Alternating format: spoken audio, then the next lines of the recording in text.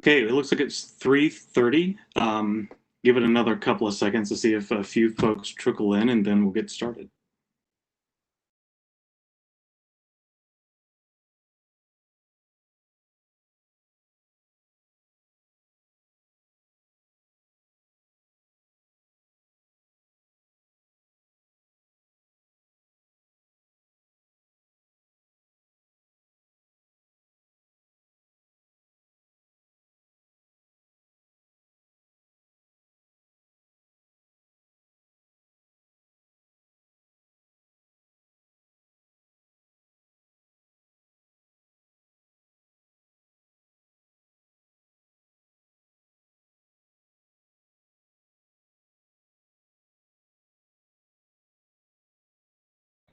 All right, well, why don't we go ahead and get started today? So hello, everyone. Welcome to the College of Letters and Sciences Ask Me Anything series.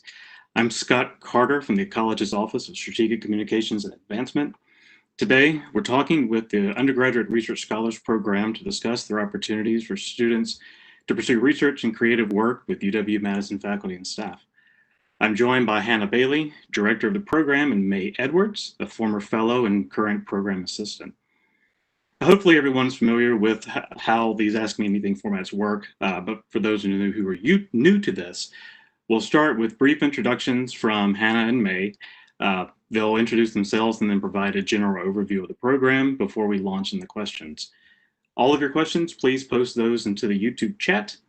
A couple of notes before we begin, though. We will be providing a closed caption version of this session afterwards, once we get that set up. And then there is a survey link in the description below. After the session's over, if you could please fill out that survey to let us know how we did so we can improve and get things even better for the next one. So I will turn things over now to Hannah and May. Welcome, and thank you so much for joining us today. All right, thanks, Scott. Like you said, my name is May. I'm the program assistant for URS. I'm also a former fellow and a former scholar with the program. URS scholars are first and second year students, as well as first year transfer students who are in the first year at UW. We help connect you to research and creative practice opportunities. Fellows are our upper level students who do peer mentoring with our scholars. URS is a very interdisciplinary program, and fellows play a key part by facilitating our interdisciplinary weekly seminars. Great, thanks, May. And I'm Hannah Bailey. I'm the director of the Undergraduate Research Scholars, or URS program. And we hope that sometime over the course of your academic career at UW-Madison, you'll be able to participate in research and/or creative practice. And the URS program is one path of many that supports this experience. So we're happy that you're here and that we can tell you a little more about it today. Great. So, thanks to both. Oh, I'm sorry, May. I'll cut you off. No, go ahead. It's fine. No. Go. It's your show. Go ahead. So just a little bit of a spiel about our program. We support incoming students in finding meaningful research and creative practice opportunities. One of the things that makes our program really unique is that we're intentionally interdisciplinary. That's true in a couple different ways. We have research opportunities that cut across all different kinds of disciplines. So a lot of students who come in studying science know that they already want to get involved in research, and we support those students, but we also support students who are in arts, humanities, social sciences, students who are undecided and just like to explore different things. The other way in which our program is interdisciplinary, as I mentioned earlier, is our weekly seminar, where we discuss lots of different topics ranging across current events and various things that our scholars are interested in. We discuss definitions of art, hostile architecture, queer ecology, lots of different kinds of topics. We try to sort of foster a rigorous but really supportive academic community where you can, build friendships that will carry you throughout your years at UW. Yeah, and similarly, the research that students do and the creative practice that students do through URS is really varied. So some examples of research or creative practice placements include studying African Americans in 20th century Denmark through the Department of Afro-American Studies, Applied play, learning how executive function skills are practiced for children through applied play, through educational psychology, in gender and women's studies and visual art. We've had students working on a prototype for a dream sequence, which was a sculptural installation. And then, of course, we have folks working on Fragile X syndrome and neurology. We have folks studying all of the different plants that are in the botany building in Burge Hall. Students in physics studying mock observations and visualization of galactic winds. So we really mean it when we say we're interdisciplinary. Yeah, when I was a scholar, my majors were in political science and history, but I kind of like to just dabble in a lot of different things. So I did research in educational psychology on a project about belonging, how students felt they fit into this campus community.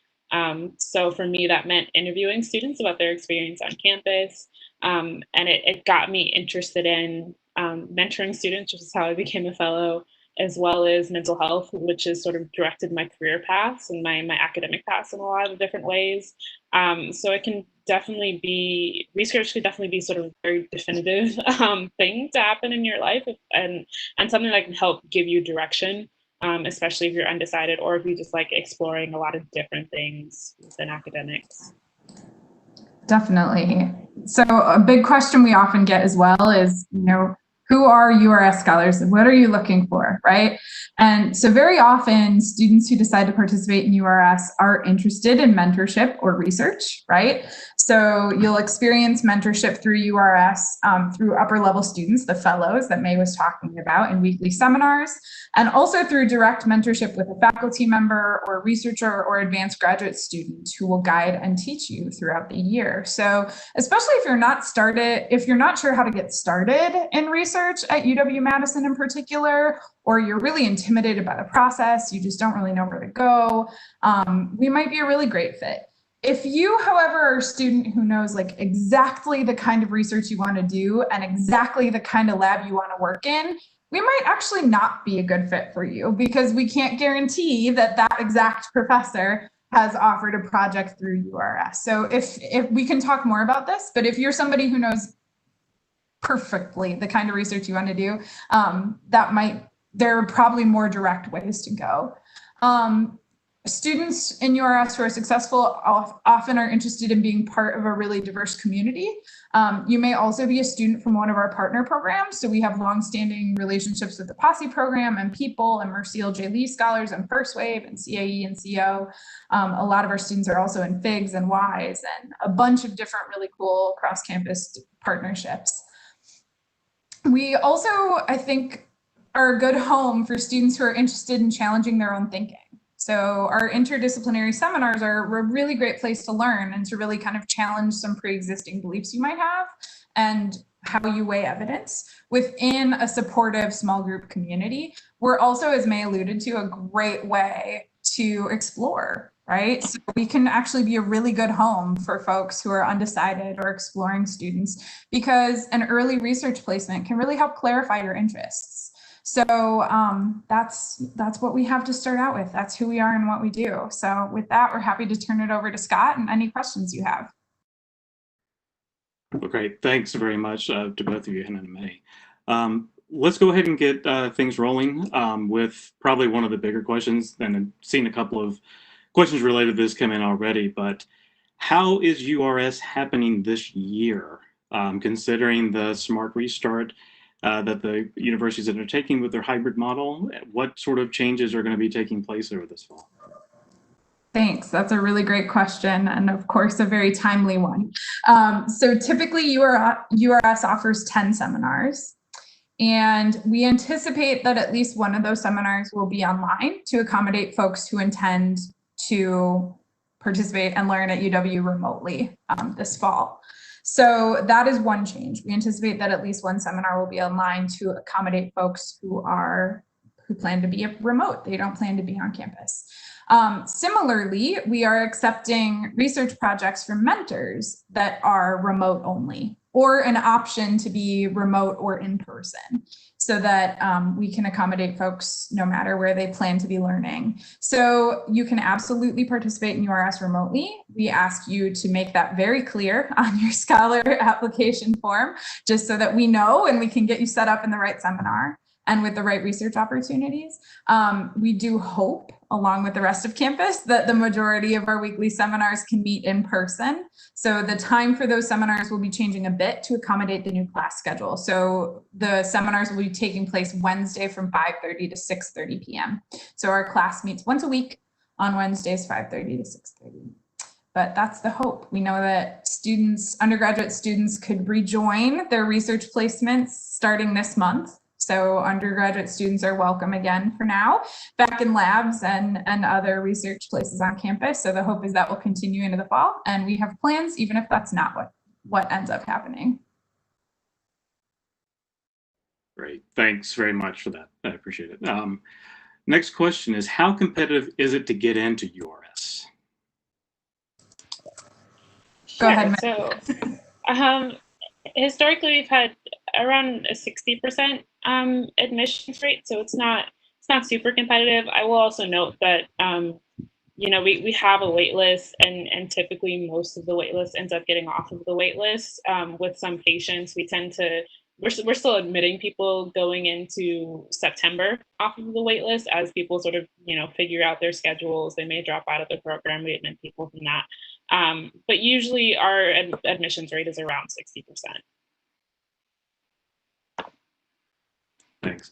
And so how do you actually apply for URS? Yes, fantastic question. So you can go to our website, which I can drop the link, but you can go to our website to the Prospective Scholars page. And from there, there's a how to apply section, which has the application form. It's a fairly straightforward form, mostly sort of biographical type information about whether you intend to learn remotely or on campus. And then there's 3 essay questions. We tend to emphasize the essay questions. That's where we mostly get a sense of who you are as a student and what we think you'd get out of the program or what you think you'd get out of the program. So I'd carefully consider those. Yeah, so the application is on the website. It'll be up until August 28th, noon on August 28th. So you're still taking applications then for this coming year, is that right? Yep, we take applications for this coming year until the end of the summer. Just a note to add to what May's already said. I think it's also important that we recommend you apply around your SOAR date. So we will ask you as part of the application when you're going through SOAR. And part of that is, should you be accepted, we want you to be able to enroll in the course right away so that we know you plan to do URS. So there's no need to frantically apply now. Applications are accepted on a rolling basis. We do encourage you, though, to do it around the time of your virtual SOAR. And you just mentioned actually you're enrolling in the course. Is this the Inter-LS 250? Can you talk a little bit more about that? Yeah, sure. So the Inter-LS 250 is what Hannah was mentioning earlier. It's every Wednesday from 5:30 to 6:30 p.m. That's what I was talking about earlier, is peer facilitated by your fellows. And it's sort of a discussion-based kind of learning environment, right? There's no exams, there's no memorization, any of that kind of thing. We discuss different research and creative practice related topics every week, and those topics can range from neurogenesis to studying literature, right? Every week is something different. It's usually built on scholar feedback. We try to take into account what scholars enjoy learning about. And we do a lot of discussion of what implications for research are outside of academic institutions, what they look like in the rest of the world. Yeah, so that's kind of the rundown on Inter-LS 250. And it is a required part, but a super it can be a really transformative and really interesting experience for a lot of scholars. It's also how students are compensated for your research work, right? So when we have you enroll initially, we'll have you enroll for 2 credits. That's assuming that you would be participating in research for 4 to 6 hours a week on average. We also have opportunities that are a little bit less of a time commitment, just depends on what the researcher needs from you and what your collaboration is going to look like. So that would be somewhere in the 1 credit, 1 to 3 hours a week range. And we also have a 3 credit option, which is a 7 to 10 hour a week range. So we'll have you sign up for 2 credits initially. And then once you select your research opportunity, then we'll have you bump up a credit or drop down a credit as needed. Thanks. So when you talk about the various topics that you cover in that class, I mean, are you covering sort of like broad general topics within those fields, or do you sort of dig down a little bit more into methodologies that are used, what research really looks like, the actual physical act of doing that research? Can you walk us through like maybe an example from one of the classes? Yeah, sure. It's kind of a combination about all of those things. We typically start pretty broad at the beginning of the year, discussing kind of generally what different research methodologies look like. And then classes or seminars tend to get a bit more specific, and this varies based on which seminar you're in and who your fellows are. As I say, we usually try to be responsive to what our scholars would like to learn. And for that reason, syllabuses look different depending on which one you're in, right? But for example, we, like I said, we might discuss like the neurogenesis crisis, right? Which is a debate about whether neurogenesis can occur past a certain age or whether it can't. So last year with our scholars, we had sort of a debate, as well as just like a discussion about the different research. So we gave them articles from that sort of summarized the research that was pro neurogenesis past a certain age point, anti neurogenesis past a certain age point, and we kind of delved deeply into those articles, talked about the ways in which they contradict each other, why they might contradict each other, and then more broadly, what you do when views in a field conflict, right, and how you manage that and what that might look like for scholars in their own fields. Another thing that we try to do in seminar is bring in scholars knowledge about their own research, right? So they present every semester in their seminar about their research. We try to engage them several times during the semester where they share things that are going on in their research, maybe some challenges that are happening in their research or creative practice with their classmates. So that's another like really significant thing we do. But we usually try to do a specific topic and dive as deeply as we can in an hour. Yeah, but it varies. Like I said, sometimes it's a little broader.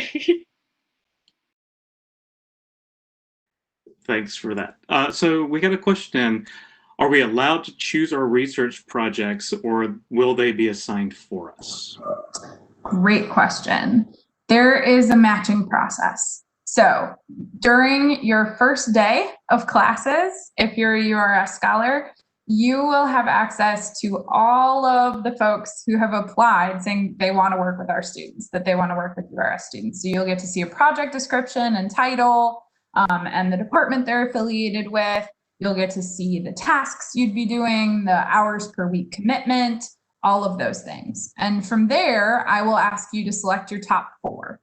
Okay, so you will get assigned, you get to select your top 4, and then I will invite you to reach out to 2 for an informational interview.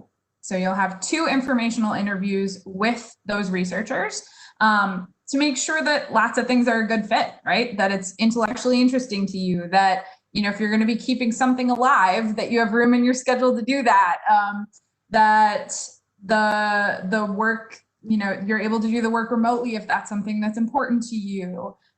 So we want it to be a mutual decision based on it feeling right to you and also it feeling right for the researcher in question. And because of that, we'll have you winnow it down to 1 person, of course, with whom you will sign a research contract, just so our office knows what you're doing, the expectations that you've agreed on with this researcher. So you have say in terms of, here are my top 4. You might get options 3 and 4 in your top 4, but you have plenty of say in what kind of research placement you'll be getting. May, why don't you talk a little bit about your own experience? What was your topic when you were a fellow there, and how did you end up deciding on that topic out of the four sort of opportunities that you were presented with? Yeah, sure. So when I was a scholar, the matching process was a little bit different. We were all on paper. We got like binders that had all of the research opportunities in them, and so we would flip through and select a couple of opportunities that interested us. If they were still available, unfortunately, one of the problems with the old system was that if you were late in orientation, then you didn't have as many opportunities. So the new system is better. I'm just stressing on that. But I chose a couple. I think I chose one that was in psychology, and one that was in journalism. It was about tracking certain activist movements. And like Hannah said, you do two informational interviews. You go and talk to your mentor, sometimes to grad students that you might be working with. Just hear a little bit more about the project. They'll ask you a few questions about your interests, why you think you might be a good fit there, kind of general things like that. It's really just a great opportunity to learn more about what it is that they're doing and figure out whether or not you'd be a good fit there. And I selected, like I said, a project in educational psychology because it was just like, it was really personal to me. About how you build community on campus and how you fit on campus and things like that. I think it was definitely the right choice for me. But if you end up with two options and you do both informational interviews and maybe just don't see yourself fitting in either of those, that's also something that the program is understanding of. And if you have to go back to the drawing board, you have to go back to the drawing board. Definitely don't want to stick you with something that you're just not going to enjoy or learn from for an entire year, right? But yeah, so that's generally was my experience. Yeah, and we also really want to make it clear that you can research whatever's interesting to you, right? So there, I promise, will be a lot of things in the list of opportunities that you could not have imagined someone's researching. So a prime example from this past year was people in urban planning were researching how gender affects how you move through cities, right? So we didn't have students coming in who knew they wanted to study how gender affects how you move through cities, right? That's not something they knew about. But we did have several students who, when they got through and looked through the list, they're like, "This sounds amazing. Can I do this?" And yes, the answer is yes, of course. You can choose something that's very much in line with your major, or you can choose to have your research opportunity be a way for you to explore. Maybe it's something in the visual arts and you love art and you used to do it a lot in high school and you want to be able to maintain that. Or maybe it's something you're considering for a certificate or a second major, right? So there are lots of ways to approach the list of research projects and opportunities. Thanks very much for that. To kind of go off on that a little bit, May, you touched on the sort of the types of people and the mentors who are running the research projects. So who actually is eligible to serve as a mentor? Are only professors eligible to do this? Are there older students or there graduate students who are also running projects? It's a very good question. So anybody with a master's degree or higher or equivalent is eligible to be a mentor. Gosh, words. This means that they're folks who are well steeped in the literature of the field and the methods of the field.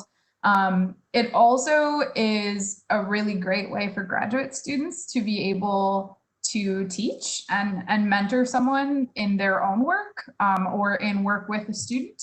So it's an incredibly rich learning experience for the mentors as well. A lot of them report back to us saying that they were really shocked at what a fresh set of eyes did for their perspective on their research. So it's fun for students typically, which is exactly what we want, but it's also incredibly rewarding and fun for mentors because it's not a requirement that you've practiced research before or been in a sustained creative practice before you enter URS. You're coming to the project with very fresh eyes often, right? Which means you're asking really creative and interesting questions.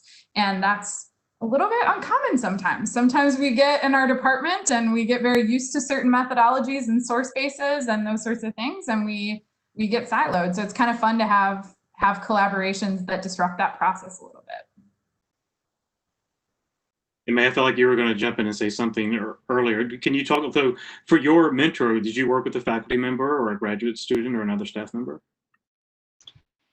Yeah, I worked with a professor. I think more personally, I worked with a grad student. She had her master's. She was working on her PhD. She was the one that we sort of met with a couple of times a week, I'd say, and did the sort of more direct mentoring. But I was super fortunate in that we had pretty clear lines of communications between us and the primary investigator, like the lead on that research as well. And I interviewed with him as well, and so it was overall sort of a good mentorship experience. And you get to sort of build like a more personable relationship with the grad student as well as with your PA when you have sort of a setup like that. So yeah, I also just like wouldn't get discouraged by the idea that you might not be working with the professor or might not be working directly with the PI. Some really fantastic grad students who do some amazing mentors and mentorship and are really passionate about mentoring and getting in mentoring experience, and passionate about scholars. So it's overall just a good set of mentors. And sort of related to this topic, we had a question: if we contact professors outside of the URS, outside of folks who have already applied themselves to be a mentor, can we bring them into the program? We discourage it for a couple different reasons. One is that part of our program is to help you find those people, right? So if you're already capable and willing to find those people who are going to be meaningful mentors for you, you might not need URS, right? You might be able to just go and do that and contact these folks and find a research opportunity that way, right? So this is a prime example of what might be another path to research that's not through URS. We're one of many, many paths. That said, if you're really excited about the interdisciplinary component of URS and the community building piece of URS, and you really want that part of it, you could still be a really great fit for the program. So in that case, we can talk. We can talk, and I can consider reaching out to that researcher. What's tricky though is they've not made a commitment to be part of the program in the same way that the mentors who've applied to work with us and our students have, right? So that's just sometimes that's an ask that I can't make, and that researchers aren't really willing to take us up on. Sometimes it is, right? So it's very much a case-by-case basis. What I can say is that you might find that there are folks in our list of opportunities who are working on really similar questions and with whom you'd be just as happy to work and research throughout the year. But generally speaking, we recommend that if you know exactly who you want to work with and exactly what you want to work on, it probably does make sense to just reach out to that person and schedule an informational interview with them and see where that takes you.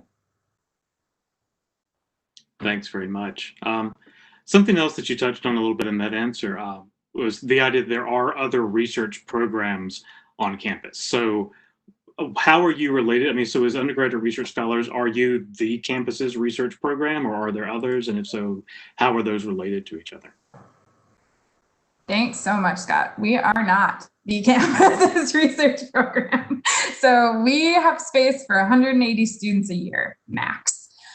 We also have a really particular group of students that we work with, right? These are first year students primarily, some second year students, and transfer students who are new to campus. We want to help you set that research network up for yourself early in your career here at UW-Madison. So there are lots and lots of ways to be involved in research.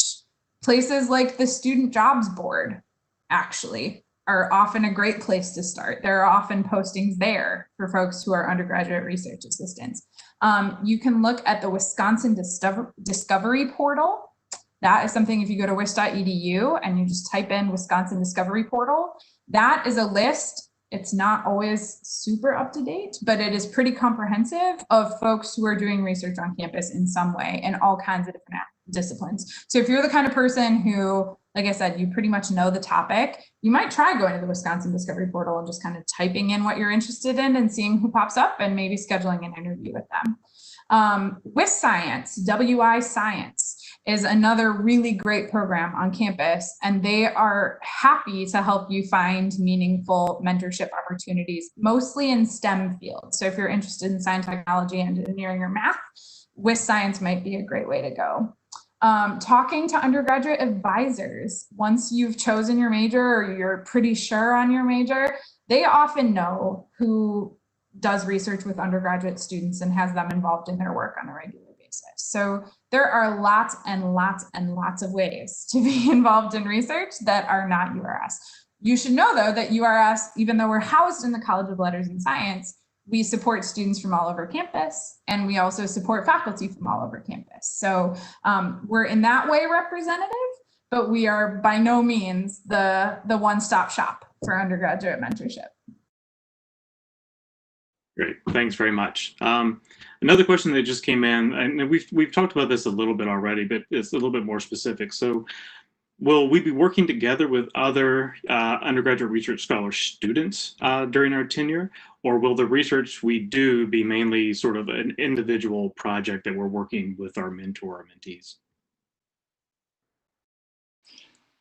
Yeah, so that depends. There are some opportunities where mentors accept multiple scholars. There have definitely been, groups of up to like 5 or 6 scholars working on one project in the past, doing that work together in some sense. I would venture to say most of our scholars are probably working just themselves, like aren't working with another URS scholar colleague. However, like I said, you are always seeing a group of other URS scholars every week, Wednesdays at those seminars.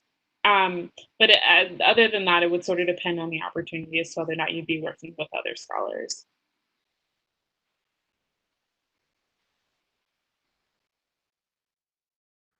Sorry, thanks very much. I forgot to unmute myself for a second.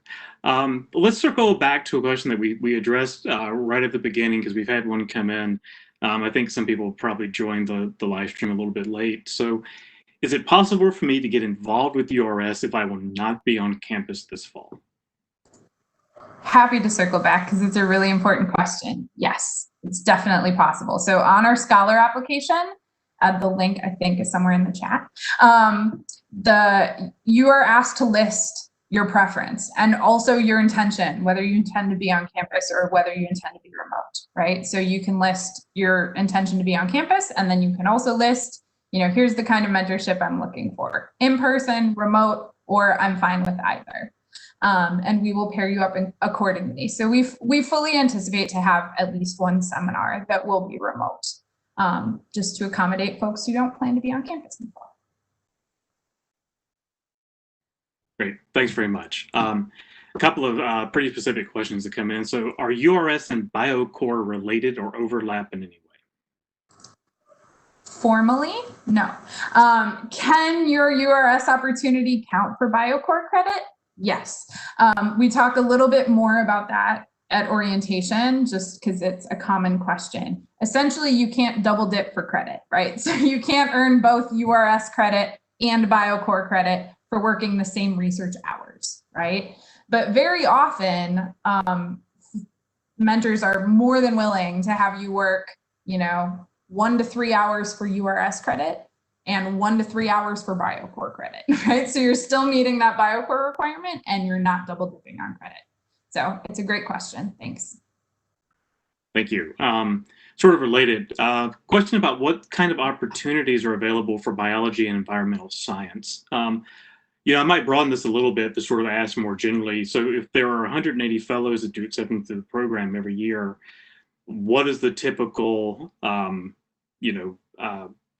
offering of different research projects in general? So if there are 180 fellows, do you have exactly 180 research projects, or are there more than that? Great question. So if there are 180 students, then typically there's somewhere between 100 and 150 different research projects.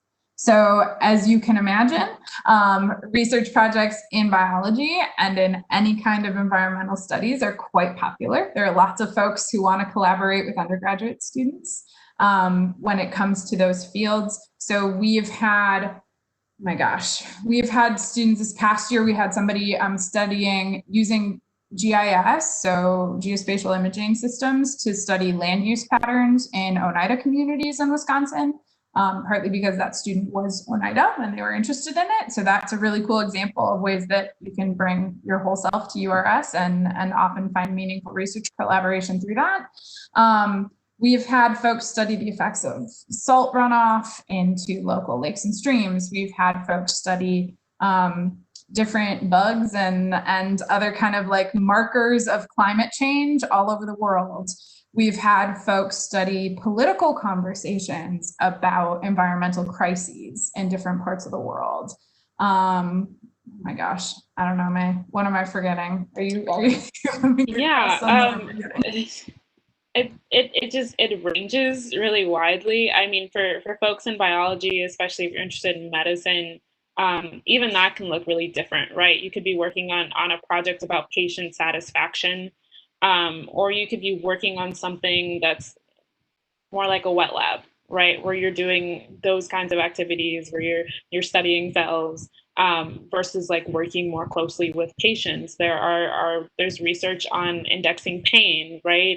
And certain kinds of cancer patients. There's research on the stress that like medical professionals experience in various different kinds of medical professions, right? And that's also like really important research happening around medicine. And so there's a lot, and it intersects with a lot of different things. If you want to work with people, if you want to work with patients, if you want to study medical professions themselves, versus if you want to do a more traditional wet lab where you're there with your tubes or with your microscope, there's plenty of opportunities like that too as well.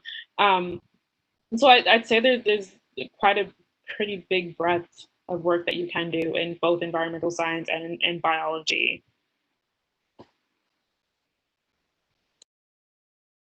Great. Thanks so much, May and Hannah. Another question that just came in: how long does it take to hear back on my application to your? Ooh, the question of the century. It depends. We try to get back to you within 2 weeks. That said, as May said, a lot of our final decisions are contingent on the classrooms we get and a bunch of other factors. So our recommendation is apply early. And we hope to be able to, if not by the end of this month, then by early in August, admit a whole swath of folks once we know what our project pool looks like and once we know what our classrooms look like and everything else. So apply, and we'll try to get back to you in 2 weeks, but don't be discouraged. As May said earlier, we're admitting folks off the wait list all the way through the first week of classes. So really, really hang in there. If you end up being put on our wait list, it's likely that you will not be there for very long. Great. Yeah, sorry, Scott. As far as initial response, like Hannah said, it's 2 weeks, maybe 3 weeks. You are always welcome to contact me. I think we'll drop the email at some point if you're worried about where your application is at. I promise it's not lost though. So it is about a 2-3 week rolling admissions. Great, thanks so much. Another couple of questions came in. Is the term research really vast here? So is it more about hands-on practical learning like labs, or are there opportunities for more theoretical understanding and problem solving? What a great question. Yes, it is the broadest possible definition of what is research. So an opportunity that was submitted about a month ago by one of my former professors actually was about, you can literally take any hit you want from a philosophical understanding of what it means to be human. The question is, what does it mean to be human? And any way into that question that you want to explore is something that that professor wants to explore with you. So that is the thing you can be working on. We have folks studying glass blowing techniques in the past. We have had folks studying, there's just like an incredibly rich breadth of stuff. We have a really cool project that's tracking, it's geolocating ghost stories and strange tales across early modern China. So that's something that's been an ongoing project between someone in Asian languages and cultures and between URS students. So, and that one's cool too, because if you're computer sciencey, you can do the computer science stuff. And if you're kind of more languages and literature minded, you can do those sorts of things. Oh my gosh, May, help me out. Oh, we had someone studying, like what's funny across different languages. What are some other ones, May?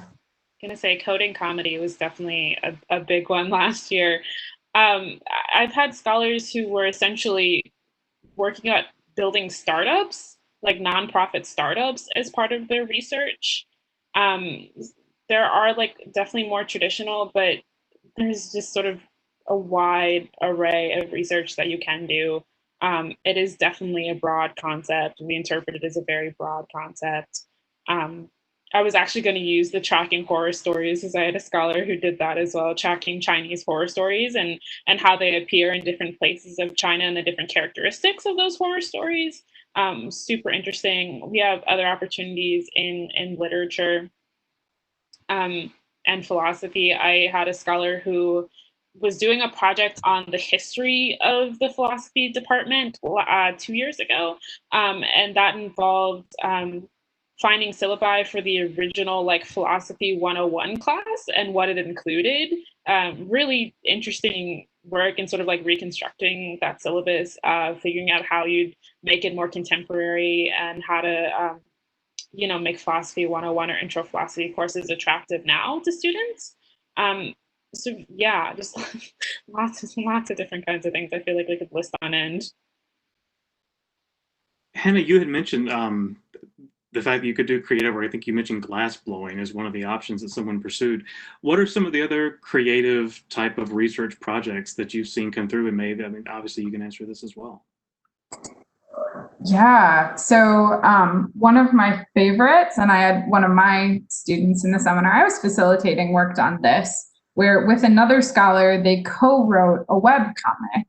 So my scholar did the art for it, and then another scholar wrote the words for it. And their graphic novel that they are producing, was to study outsider aesthetics in art. So what does art look like when it's not produced by academically trained artists, right? So they employed all of these different techniques and all of these different nods to different forms of art throughout their work.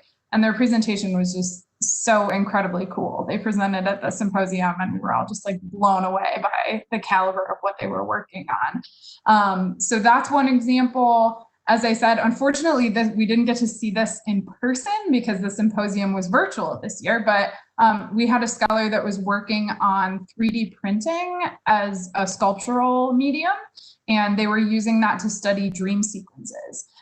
So I would have loved to have known more about what that project actually looked like. Unfortunately, I didn't get to see it, but that's one example of a recent creative piece. Folks have done things in the theater department before. Dance, I think, has offered some things in the past, if memory serves. It's a really cool way. Arts are research too, right? There's research in the arts. To be an excellent artist requires research and sustained practice and methodology. So we include that in our definition of what research looks like. And there are ways in which non sort of creative practice research can be turned into creative practices that mentors encourage. I think last year we had a group of students who were working on the project I talked about earlier, where you study newspapers from the 60s to track activist movements. I believe they made a documentary out of their work, which they presented at the symposium. They got quite a lot of free rein from that research and what they wanted to sort of turn it into to present at the symposium, and they decided to make a documentary out of it, and it was really interesting. So there are ways in which to take research and turn it into creative practice as well. that's something that you're interested in. Thanks very much. May and Hannah, you both, in your answers just now, referenced the symposium at the end of the year. Can you talk a little bit more about that? Definitely. So, fingers crossed for April. The Undergraduate Symposium typically takes place every April. And that is sort of our capstone experience in URS. So that's every scholar that participates in URS needs to present at the symposium. And you can do that, as May indicated, any way you want. If you have a bio project and you want to do a dance performance about your bio project, you are welcome to, but you need to communicate your work in some way. And so typically, more typically, students will choose to present a poster or do a 5 or 10 minute oral presentation, or they might do a performance or an art talk, depending on what they're working on. But that is sort of our big finale to celebrate your achievements over the course of the year. URS, I think we've said, I hope we've said, is a year-long program. So you're working with on your research project in the fall and also in the spring. And so by the time April comes around, you know what you're doing and you have some things to say about the work you've been doing. And so the symposium is a really wonderful way to be able to convey that. This year, of course, we had to go virtual with our symposium, which still ended up being really great. We had panel sessions scholars could participate in, and you could participate in the symposium website as well. So actually, if you want to check out some past URS projects and other cool undergraduate research projects that have happened on campus, if you go to, I think it's ugradsymposium.wisc.edu might be the website. But if you type in undergraduate symposium from wisc.edu, you can see some of the kinds of things undergraduate researchers are doing on campus. It's incredibly cool to see the breadth of projects folks are working on. We've got about 15 more minutes here. We've had a few more questions come in. So what kind of URS projects are available for pre-med students? May, do you want to take a first stab at that one? Yeah, sure. I was struggling with my unmute button for a second. We have quite a lot of research opportunities that come from the medical school. I was talking a little bit about this earlier, but it can there's a pretty broad range, right? So there is some more traditional wet lab kind of research where, you're studying cells, you're studying certain diseases. I had a scholar that was studying a specific skin disease and how to form sort of more effective diagnostic tests for that skin disease. So that's what he was doing in the surgery department. There are other opportunities where you work more closely with patients.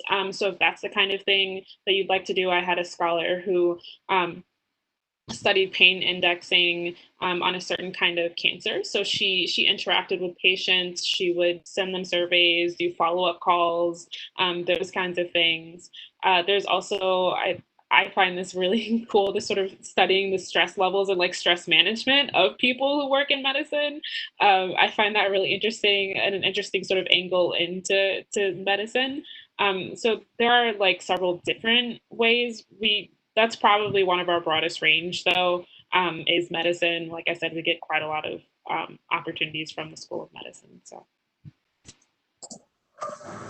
Definitely. The only thing I would add to that, because May's already got a pretty comprehensive list going, is that there are also sometimes opportunities to study the ways in which medicine does and does not serve certain groups. So that's kind of more a sociological, kind of almost political science approach to the field of medicine. And you can also study the ways that medical schools teach medicine, right? So we had one student who was working on the ways that surgical interns are instructed and how long they're actually spent doing solo operations and how they're supervised and what that means for how well they understand certain surgical techniques, right? So everything from patient-centered practice to how schools of medicine function to how departments get their funding to cardiac stem cells to you name it. There's there are folks probably working on it. So there's tons and tons of opportunities for pre-med students. And as I said earlier, you can also go rogue and choose that, you know what, your classes are going to be super grounded in STEM things, right? And so maybe for your research opportunity, you want to do something totally different. We had a student this past year who intends to be pre-med, but she also was part of an after-school program that was really productive and interesting for her. And so she ended up taking an opportunity in the School of Education that was looking at after-school programs and what that means for students of color. So you can also follow your interests that are not pre-med based. We've got tons of opportunities that are pre-med based and lots of cool ones that aren't, if those interest you too. Thank you. Following up on that a little bit, one train of thought you had in your answer, does our research project influence the kinds of classes we take? And are there certain projects that require us to take specific classes or prerequisites before we could actually sign up or onto that project? Awesome questions. So I'll answer the prerequisites question and then I'll turn the other part over to May.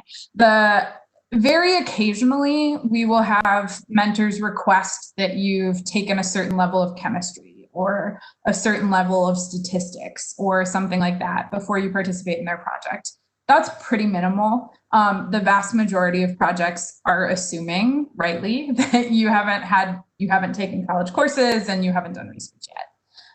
So there shouldn't be, you should come talk to me if there should never be an expectation that you have to sign up for another class in addition to your URS credit.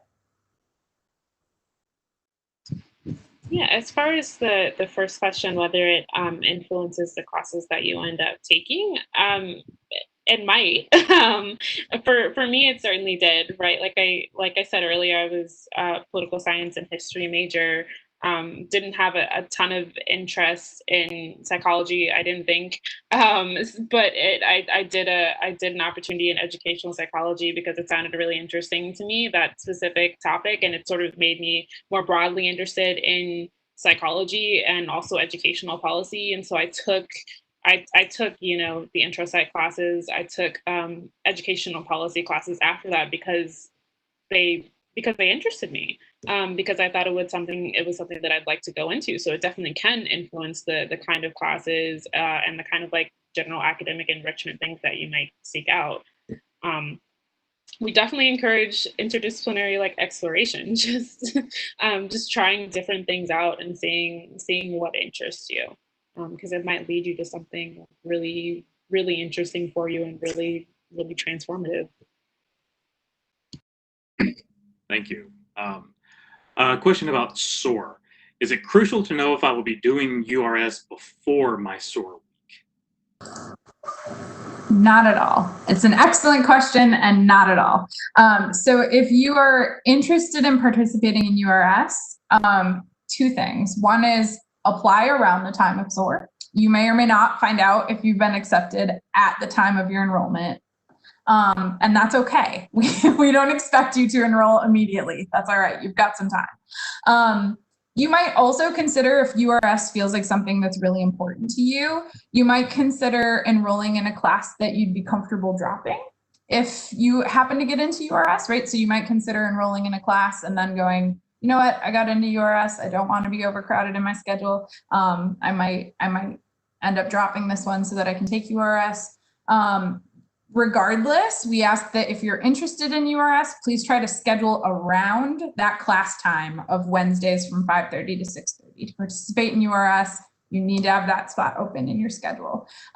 So just try to schedule around that when you're thinking about your other courses. Thank you. Another question that came in. How will undergraduate students contribute to research projects if we lack the experience, knowledge, or skills that these projects require? I'm guessing here it's thinking about, if you haven't had the experience with certain lab techniques or research methodologies or theoretical underpinnings or whatever the case may be, is there an opportunity? Will the mentor that you're working with, will they sort of help you get up and running on some of those techniques? May, do you want to take a first stab at that one? Sure, I can go for it. that's fine. That's definitely what our program is for. If you don't have any research experience, that is okay. We do not expect you to come in with research experience. Neither do our mentors. The mentors that submit projects to us know that they'll be dealing with undergraduates who have limited to no experience in that research area, right? And so for a good chunk of the first semester, usually what you're doing is training, right? It's becoming familiar with the literature in that discipline. It's becoming familiar with the techniques. It's learning. It's a lot of learning. When I was a scholar, I spent most of the first semester being trained on how to interview people, right? And also reading a lot of literature about belonging and the theories that underpin it, right? And research that's been done at other institutions and in the field more generally, right? So there's a good chance that that's a good chunk of what your first semester is going to look like. It's going to be learning. And then your second semester can look pretty wildly different from that, right? It can mean doing the more sort of hands-on kind of activity, sort of really getting into that. And that can look different based on what your opportunity is, right? But that's usually outlined in information you'll get when you're ranking your opportunities. Mentors will say what they expect of scholars, the kinds of things that you'll be doing, as well as the kind of things that they expect you to know going in already, right? So like Hannah said earlier, most mentors do not expect you to have advanced knowledge of chemistry, for example, but they may say like high school experience of chemistry, high school knowledge of chemistry. But again, that's not the overwhelming amount of opportunities. So hopefully that answered your question. So we only have about 4 minutes left. May I actually want to throw a question to you. So you're obviously an incredibly successful graduate of the Undergraduate Research Scholars program. What do you wish you had known going into it? What questions would you have asked? If you were starting it again today, what sort of things would you think about that you might do a little bit differently? How might you approach it this time around? That is a really good question. I wish I could put some more thought into it. I always tell myself to have like appreciated seminar a little bit more. I think a lot of scholars sort of come in with the idea that it's just something that they have to do, right? And that the core of their focus is research. But there's a lot of valuable experience to be had in seminar, and it really is an enriching learning environment, like the kind of which that you don't get in many places on campus. And so I would definitely say to appreciate that more. I would say to be more curious about my research, to really push and ask questions about what we were doing and why we were doing it, to just have more conversations with my mentor about the work. I always wish I had done a little bit more of that, and I always try to encourage my scholars to really get to know their mentor and the work that they do, and to really build that connection, because it is one that you'll be able to hold on to, that you should be able to ask for references for jobs or for grad school when you're a graduating senior, right? And so really build those kinds of connections, really ask questions about your research, find your kind of angle to it. So those would be sort of my main suggestions for an incoming scholar. Hannah, I'll ask you the same question. I mean, you're obviously seeing a lot of students. What do you sort of wish that they did a little bit more of, or what sort of questions that have you gotten, I guess, that maybe we haven't asked today? And I could throw that out to May as well, since we have about 2 minutes left. If there's anything either of you want to talk about that we don't touch on today. Yeah, I would just say the biggest piece of advice I can give anyone who's thinking about starting undergraduate research in general, but in particular through URS, is following your natural curiosities, right? So I can see myself, especially as an incoming first year at UW-Madison, feeling like very obligated to pick a particular kind of research, right? Which might mean that I don't look as closely at research opportunities that actually are thinking through questions I'm really interested in, right? Research should be an opportunity for your brain to play. It should be something you're really curious about. And I think it works best and is most fulfilling when that's true, right? So to the extent you can, I encourage you to just kind of leave some of the narratives you've told yourself about your 4 years at UW-Madison aside, and just be really open when you're thinking about approaching undergraduate research opportunities so that you can think about the meaning you want to make from it. All right, well, thanks very much. Any final thoughts before we sign off today? I don't think so. Just thank you so much for everyone for attending and for your really excellent questions. We have an email address as well that I think I can post into the chat. I will do that shortly. But that's a great way to contact us if you have any questions that aren't answered on the website. Right? Yeah. Yeah, I also just want to say thank you. These are some really fantastic questions, like Hannah said. Thank you all for being here. Please do apply if you're interested. Also, I'm usually the one responding to the email. So if it helps to sort of like put a face to the email, I know that helps me sometimes. I am pretty nice. And if you're just trying to sort of figure out if URS is the right thing for you and you kind of just want to chat over email, I'm totally open to that. So please do reach out if you have any sort of questions. And yeah, just thank you. This is great. All right. Well, thank you very much to both of you. Hannah, May, I really appreciate you taking the time to chat with me and with everyone else today. We will be signing off now. So thanks everyone for joining us for the chat today. I really appreciate all of your questions. I think we had a really great conversation. So thanks everybody. Have a good evening and be sure to apply to URS as soon as possible. Take care. Bye-bye.